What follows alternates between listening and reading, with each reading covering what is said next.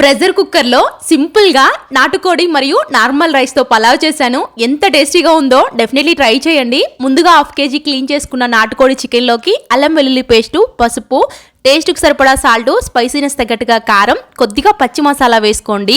అలానే పుదీనా, కొత్తిమీర, కరివేపాకు, కొద్దిగా ఆయిల్ వేసుకొని బాగా కలుపుకొని 1/2 అవర్ పక్కన పెట్టుకోండి. ఇప్పుడు 1/2 kg నార్మల్ రైస్ ను కూడా కడిగి 1/2 అవర్ పక్కన పెట్టుకోండి. ఇప్పుడు స్టవ్ పైన ప్రెషర్ కుక్కర్ పెట్టుకొని ఆయిల్, నెయ్యి వేసుకొని పలావ్ సామాన్లు, పలావ్ ఆకు, ఒక 2 ఉల్లిపాయలు ముక్కలుగా కట్ చేసుకొని ఒక 4 పచ్చిమిర్చి కూడా వేసుకొని బాగా మగ్గించుకున్న తర్వాత కలిపి పెట్టుకున్న చికెన్ వేసుకొని ఒక 15 నిమిషాల పాటు మీడియం ఫ్లేమ్ లో బాగా ఉడికించుకోండి. తర్వాత డైరెక్ట్ గా రైస్ ను వేసుకొని ఒక 3 నిమిషాల పాటు నెమ్మదిగా కలుపుకోండి. ఇప్పుడు ఇందులోకి 2 లోటాల వరకు వాటర్ పోసుకోండి. 1 లోటా రైస్ కి 2 లోటా వాటర్ కొంచెం తగ్గించి పోసుకొని పుదీనా, కొత్తిమీర, 1 స్పూన్ గరం మసాలా పొడి, కొంచెం సాల్ట్ వేసుకొని బాగా కలుపుకొని 2 విజిల్స్ వచ్చే వరకు ఉడికించుకోండి. అంతే, గుమగుమలాడుతూ టేస్టీగా నాటుకోడి పలావ్ రెడీ. సింపుల్ గా చేయొచ్చు. డెఫినెట్లీ ఒక్కసారి ఇలా ట్రై చేయండి.